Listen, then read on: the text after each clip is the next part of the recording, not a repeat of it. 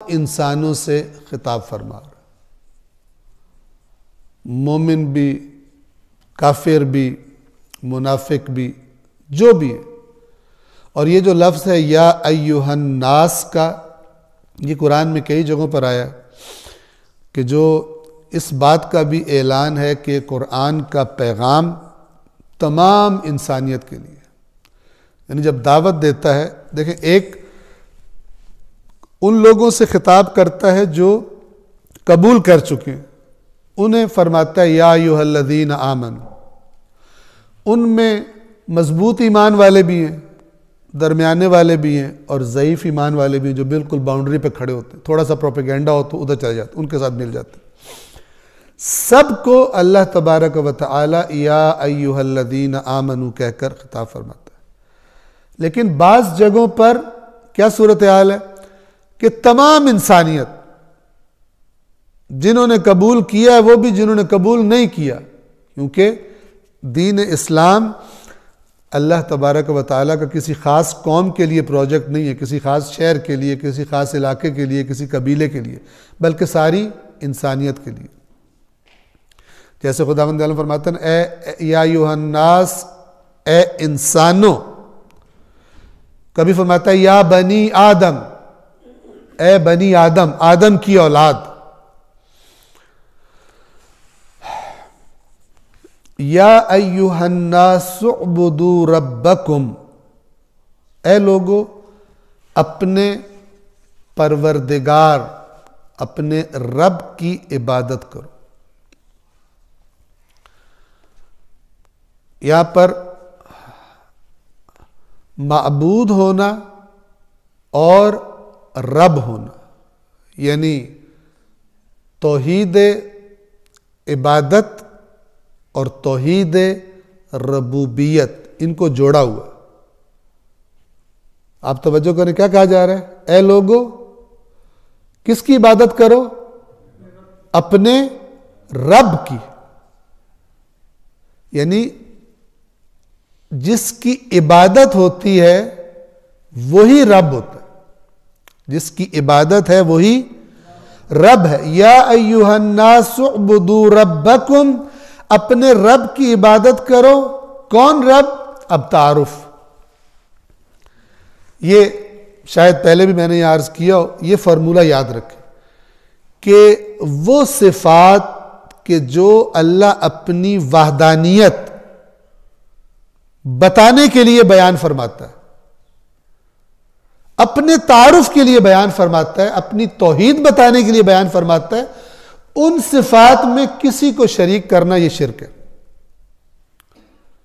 یعنی اللہ کہے کہ اپنے رب کی عبادت کرو، الذی خلقکم، جس نے تمہیں خلق کیا ہے، پھر بندہ اٹھے اور کہے کہ کسی اور نے بھی خلق کیا ہے، خلقت میں شریک ہے، یہ نہیں ہو سکتا۔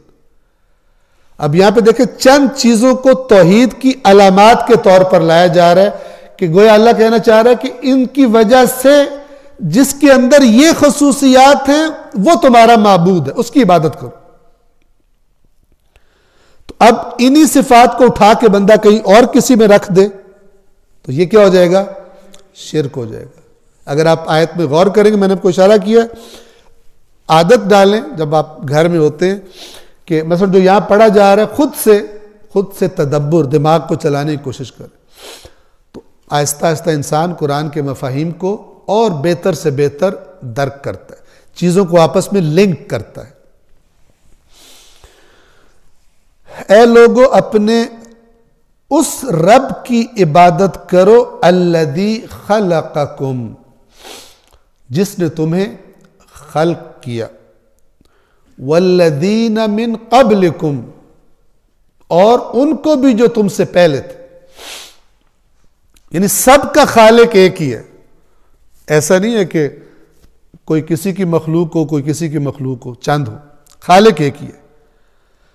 لعلکم تتقون، تاکہ تم بچ سکو، تتقون تم بچ سکو، تقوی سے ہے، تقوی بچنے کو کہتے ہیں۔ عام طور پر اس کا ترجمہ کیا جاتا ہے کہ اللہ سے ڈرو، مثلا اتقوا اللہ، اللہ سے ڈرو، اصل میں ہوتا ہے اللہ کی نافرمانیوں سے بچو یا جہنم کے عذاب سے بچو جو اللہ نے اپنے نافرمانوں کے لیے رکھا ہوا۔ اب یہاں پر لعلکم تتقون کا ترجمہ ڈرنا نہیں کیا جا سکتا کہ تاکہ تم ڈرو، تاکہ تم ڈرو مناسب ترجمہ نہیں ہے، تاکہ تم بچو۔ کس سے بچو؟ جو بھی شرک کے نتائج ہیں دنیا میں اور آخرت میں، ان سے اپنے آپ کو بچ سکو۔ رب خالق جس میں یہ صفات ہوتی ہیں وہ معبود ہوتا ہے۔ تو اب یہاں پر ایک چیز کی طرف توجہ فرما لیں، صلوات پڑھیں محمد و آل محمد پر۔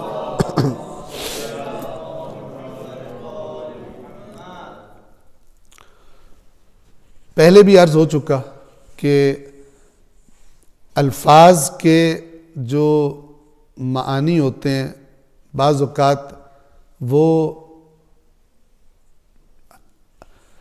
ان کے درجات ہوتے ہیں، کبھی حقیقت اور مجاز ہوتا ہے۔ قرآن مجید خود لفظ خلق کرنے کے لفظ کو استعمال کرتا ہے غیر اللہ کے بارے میں۔ اچھی طرح توجہ فرمائے، قرآن یعنی اللہ خود خلق کے لفظ کو غیر اللہ کے بارے میں، مثلا حضرت عیسیٰ علیہ السلام کے بارے میں استعمال کرتا ہے۔ لیکن اگر آپ اس لفظ کے اس جملے میں استعمال کو دیکھیں تو ہی پتہ چل جاتا ہے کہ یہ خلق کرنا وہ خلق کرنا نہیں ہے جو اللہ کرتا ہے۔ خلق بمعنی عدم سے کسی چیز کو وجود میں لانا،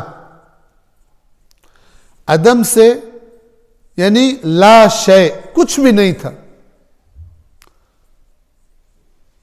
کوئی چیز نہیں تھی کہ جس کو استعمال کر کے اس کی شکل چینج کر کے اس کو کسی اور صورت میں ڈھال کے کوئی نئی چیز بن جائے، کچھ بھی نہیں تھا۔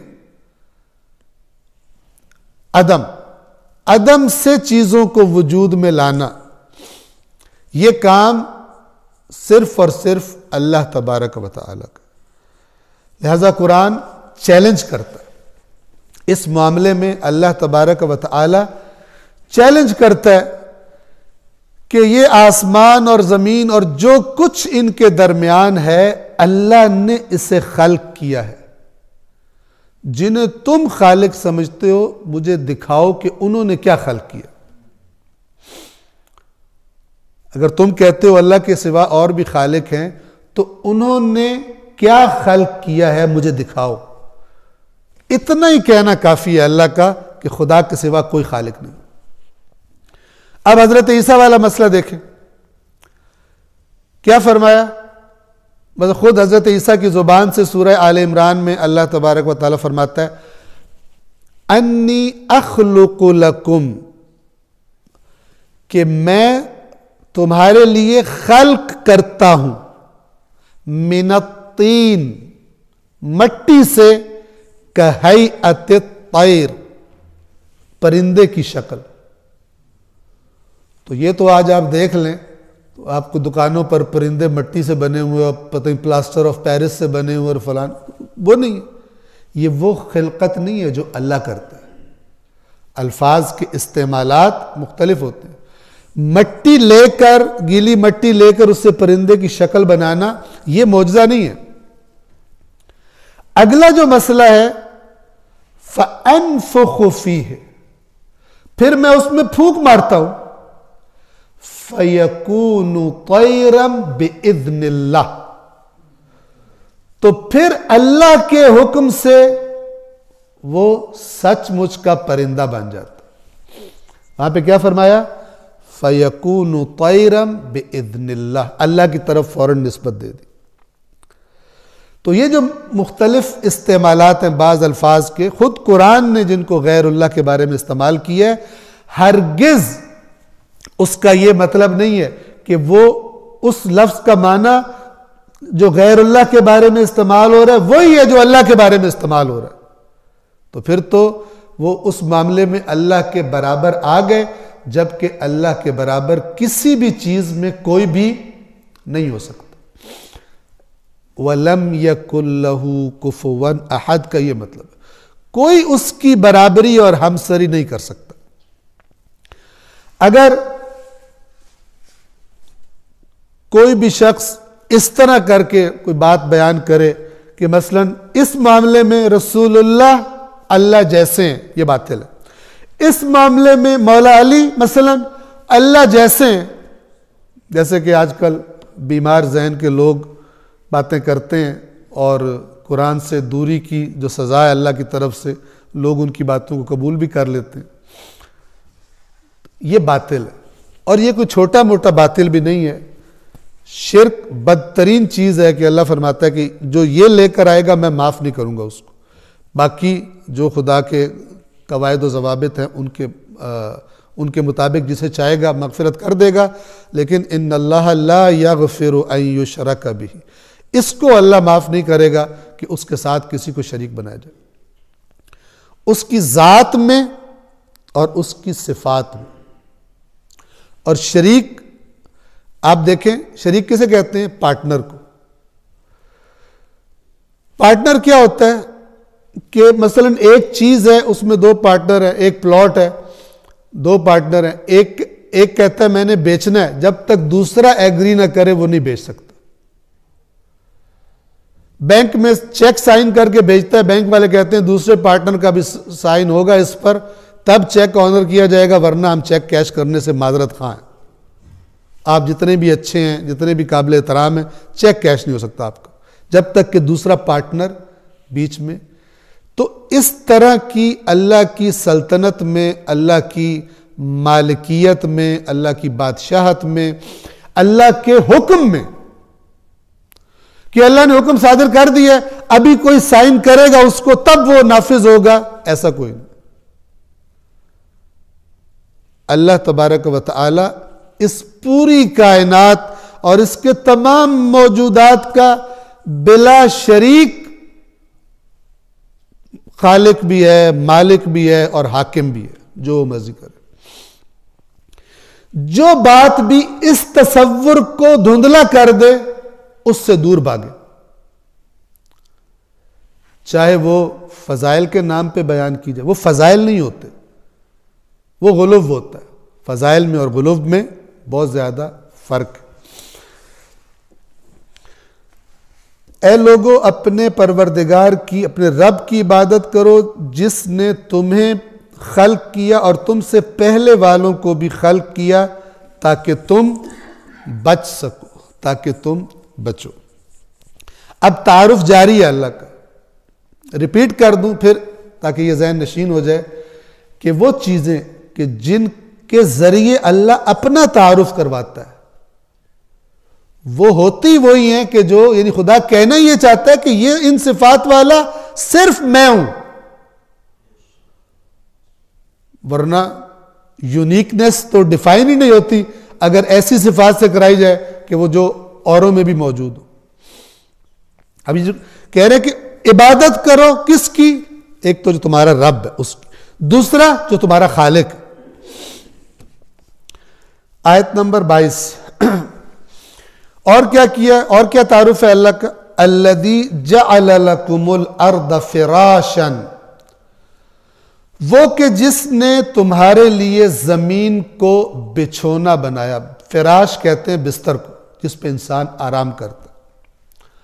اب زمین کا بستر ہونا جس پر آرام سے ہم زندگی گزار رہے ہیں، اس کو اگر ہم ایکسپلین کرنا چاہیں تو ساری زندگیاں بھی بیٹھے رہیں اور ایکسپلین کرتے رہیں، لکھتے رہیں، تب بھی یہ باتیں ختم نہیں ہوں گی کہ کتنی چیزیں اس دنیا میں، اس ہمارے ماحول میں، زمین کے نیچے، زمین کے اوپر رکھی گئی ہیں تاکہ زندگی سروائیو کر سکے، انسان یہاں پہ آرام سے زندگیاں گزار سکے۔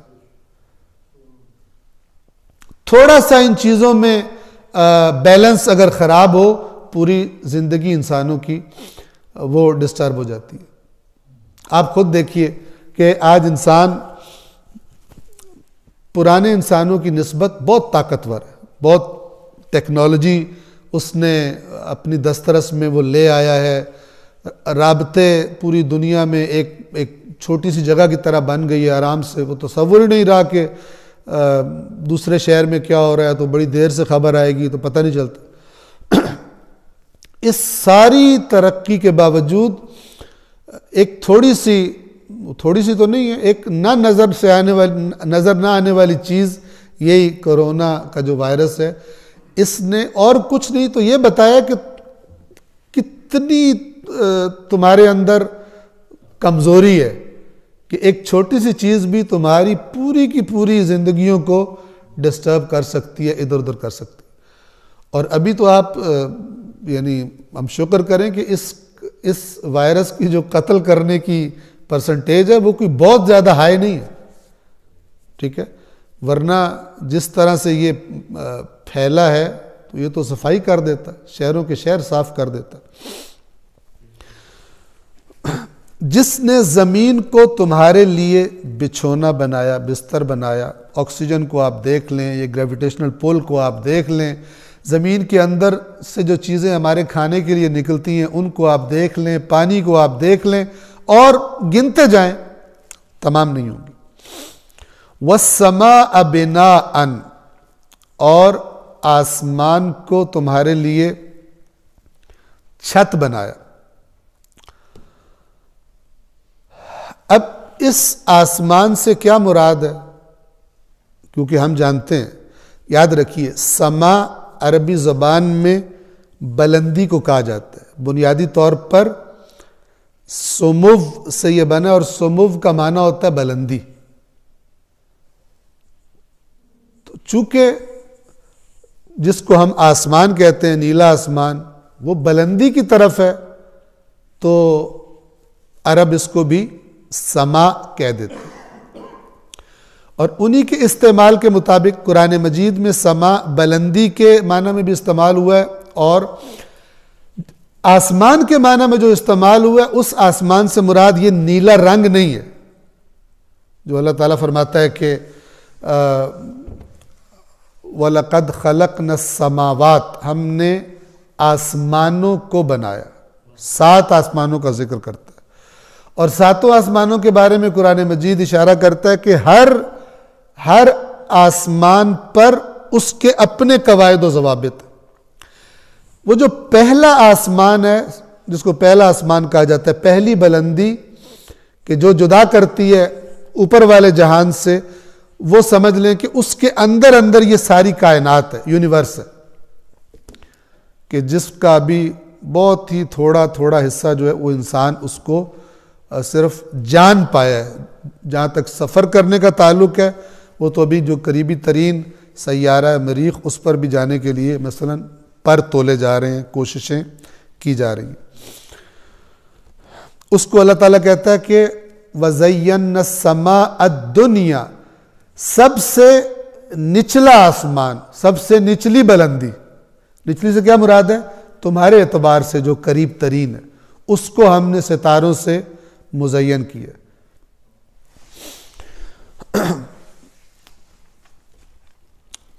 فَأَخْرَجَ بِهِ مِنَ الثَّمَرَاتِ رِزْقًا لَكُمْ، پھر اس پانی کے ذریعے پھلوں میں سے تمہارے لیے نکالے، زمین کے اندر سے تمہارے رزق کے طور پر، جنہیں تم کھا سکو، استفادہ کر سکو، اس کی عبادت کرو۔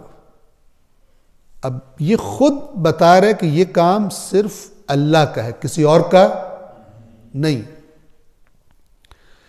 ان تمام باتوں کو ذکر کر کے اللہ کیا کہہ رہا ہے؟ یہ ان دلائل کی وجہ سے جو تمہارے لیے یہ کرتا ہے اس کی عبادت کرو، چونکہ رب ہوتا ہی یہی ہے۔ رب کون ہوتا ہے؟